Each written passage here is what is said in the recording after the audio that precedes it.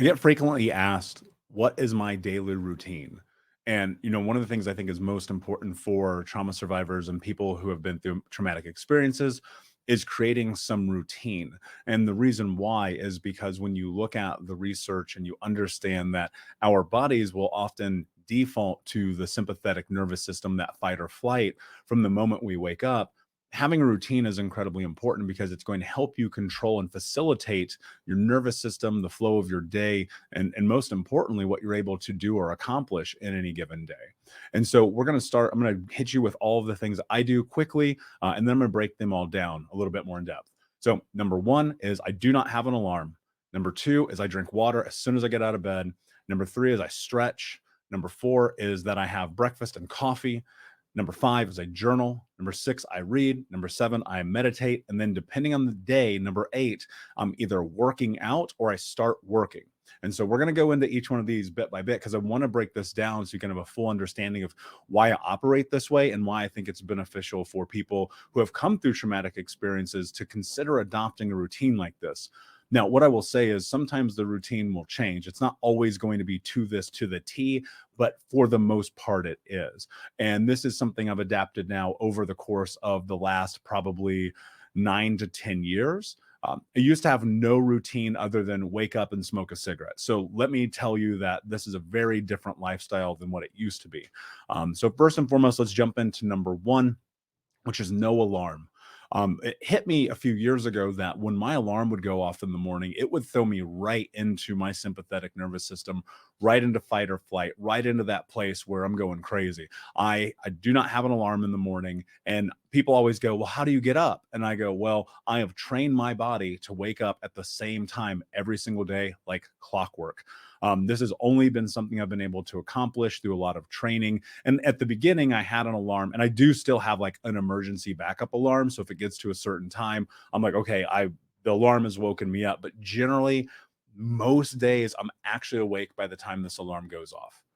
Number two is I drink water immediately. We all know that you dehydrate throughout the course of the evening, especially if it's hot or you're under hot blankets or, for whatever myriad of reasons that you do dehydrate throughout the night. So as soon as I get out of bed, I walk to the kitchen and I have some water. And depending on how I feel, I might toss some electrolytes in there as well.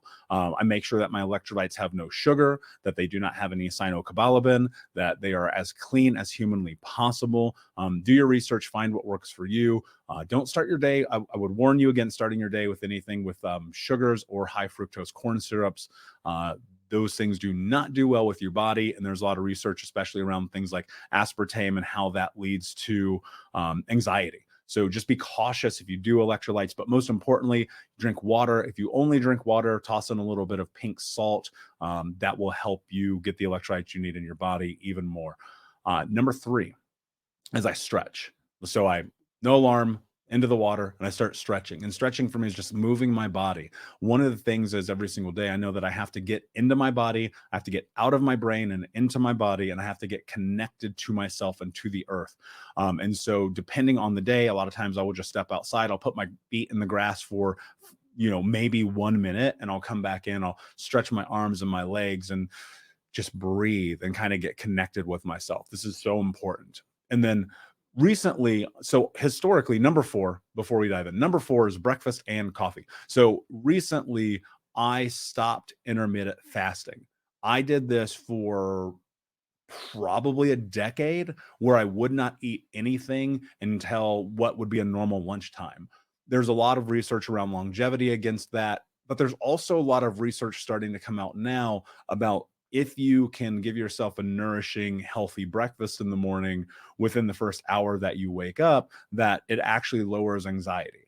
And so I heard this on a podcast with Dr. Jordan Peterson. I did some research on it, and I actually changed. I think it was the week later because I was still trying to wrap my head around it. For about 3 months now, I've been eating breakfast. And I'm telling you right now, there is a massive noticeable difference in my life. Like, it's unbelievable. I don't even really know how to convey it. I feel more focused, more alert, more aware. My anxiety is lower. So this may work for you. It may not. And then, of course, with breakfast, I have coffee, and I do bulletproof coffee. Look up Dave Asprey. You can look up bulletproof coffee. I don't actually use bulletproof coffee. I use a myotoxin-free coffee. It's called Clean Coffee. I get this on Amazon. No affiliate links or anything, obviously, guys. I'm just telling you what I do. I throw in some chocolate collagen powder and some butter. Yes, cow dairy butter, and that is how I make my coffee, with some almond milk every single morning. And that's how I get started in my day. And at the same time that I eat breakfast, I have coffee. I take my vitamins. So I have a special vitamin supplementation that is based on my blood work and my DNA specifically. There are a lot of places you can go out and get this information and this data. But when I started taking a protocol that was built around me, and not just stuff that I thought I needed to take because I heard it on a podcast, or I walked by it in the store and I was like, oh, I should take that thing. When I got this formulation specifically for me, it changed so much about my life. Number 5 is I journal, and I journal every single day, almost without fail. Whether it's a handwritten journal or I do a voice note journal in an app called Otter, Otter. I'm always journaling in the morning. I'm just taking out the chaos of thoughts in my head. I'm getting them down on a piece of paper, and I'm looking at them in this way where I'm trying to just extrapolate where I'm at that day, because every single day is different. Just the other day I woke up and I could not have woken up in a worse mood. Like, it was just one of those days you wake up and you're like, ah. And so, going through this routine, but especially hitting that journal, I was able to get down into, I was like, why am I upset today? Like, why do I feel this way? So I was writing and writing and writing, ultimately came to a conclusion. So journaling in the morning for me is a practice that, I mean, it probably takes me about 10 to 15 minutes. Is probably one of the longer things that I do every single morning. And then what will happen is it just helps me throughout navigating the flow of the day. So if you're not journaling, I highly recommend it. It's a game changer. I do all with my clients. We're always journaling. It's a huge part of the healing journey. Number 6 is that I read. I read every single morning, no matter what. I do not miss reading. And reading for me is like 15 to 20 minutes. Now, depending on the book, sometimes it's just like a chapter, sometimes it's 2 chapters. And what I'm trying to do is put powerful information into my brain as soon as I wake up. And when I have the cognitive function to actually like make meaning of what it is that I'm consuming, because the thing that I've understood is that reading for me has become the greatest teacher. Now, obviously, doing will teach you more, but I get to learn from Marcus Aurelius, and I get to learn from Robert Frost, and I get to learn from many of the people who've even been on this podcast, many of whom have books. And so when I consume that information, it's just helping me set up, it's planting seeds, right? And sometimes, and a lot of times, really, it is taking into action the thing that I've read that day. So, especially if I'm reading like a business book, I'll try to operate that immediately into my day. Reading, I think that one of the things is important is that that is a space for me in the morning where I have not yet been consumed in the day of whether it's working or podcasting or coaching or working on the next big project. And so that to me has always been kind of my safe haven. Number 7 is I meditate. So meditation for, and this is just for me, is a short period of my day where generally it's 7 to 10 minutes. It's one of those things that I do it because it again, like these other parts of the routine, it helps me center, helps me control my nervous system, helps me make meaning of things that are happening in my life. Sometimes I do this process of problem solving in a meditation. Like if there's something I'm looking at and it's really bothersome, or I'm not feeling connected to something, or I'm missing something, like, and I'm like, okay, what is this? And other times it's just I'm sitting and I'm letting whatever comes come while controlling and focusing on my breathing. This has been one of the cornerstones of everything that I've been able to do in my life. There's no question that if you do not meditate, you are missing a huge opportunity. Most people will look at meditation and they will say, well, why should I meditate? Like, why would I want to do that? That doesn't help me, so on and so forth. Look, I get it. Just try it. Give it a month. go through, you could go listen to the episode I did with Vishen Lakiani and his guide to meditation here on Think Unbroken podcast, where he kind of breaks down those step by steps and the reason why meditation is so incredibly important. Personally, one of my favorite conversations on the show. And then last but not least, number 8 is, and this depends on the flow of the day. So I want to give you time context. Steps 1 through 7, and really 1 being at 0, which is the alarm, so no alarm, drink water, stretch, breakfast and coffee, journal, read, meditate. So those things all happen within the course of less than 1 hour. And most days it's about 45 minutes. So much of this is about routine and habit, like building in the aspects of your day that you just go autonomically through them, and you just go hit 1, 2, 3, 4, 5, 6, 7. And look, and if it's a day where like I really do not want to read or I don't have time, I won't. Right. And so one of the things I think is really important is like, don't be so dogmatic, because you're going to have different days. But number 8, which I will argue is the most important, is workout or start working.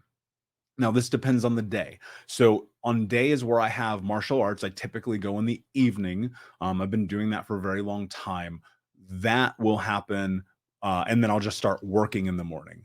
If it's a day where I'm not going to martial arts, then like this morning, I'm going to immediately go to a workout. So I'm actually going to go hit the gym. I'm going to run. I'm going to lift, just anything to get my body moving, to build strength, to build muscle mass, dexterity, stamina.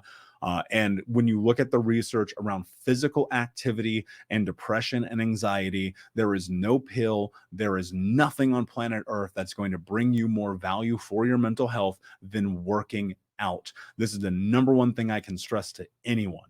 So working out is a huge part of my life. 6 days a week, I work out, not always with massive intensity. I don't think that's necessary. It's just about getting the heart rate up, getting the blood pumping, getting a little sweat going, because our bodies were meant to move. And for the most part, we do not move enough. And so if you're in this place and you're starting this journey and you're trying to figure out a routine, I'm not saying that my routine is the right routine, but I am telling you that this is the routine that I go through. This is the routine that brings me the most value in my life. And this is the routine that ultimately is the cornerstone to a lot of the reasons I've been able to have success in my life. And I tell clients this all the time: control your calendar, control your morning, and you'll control your life. Now, I'm going to say something because I think it's really important. I always get the pushback on this: well, I don't have time. And I would argue that perhaps you just don't want to get up early enough to give yourself the time that you need. Look, there's always a reason to find an excuse, but I promise you, I will help you find the solution. So if you're like, I don't really get this, I'm trying to find the space, I'm confused, DM me on Instagram at Michael Unbroken. Shoot me an email, michael@thinkunbroken.com. I'm more than happy to help you find the solution. There's always a way, my friend. And this routine, I'm telling you right now, you do this, it will change your life forever. All right, my friends, I hope this was helpful for you. If it was, please leave a comment or review if you're watching here on YouTube. If you're listening to this on Apple Podcast or Spotify, please hit a review, hit that 5-star rating, share this with a friend, because when you do, you help us move closer to ending generational trauma. And until next time, my friend, be unbroken. I'll see you.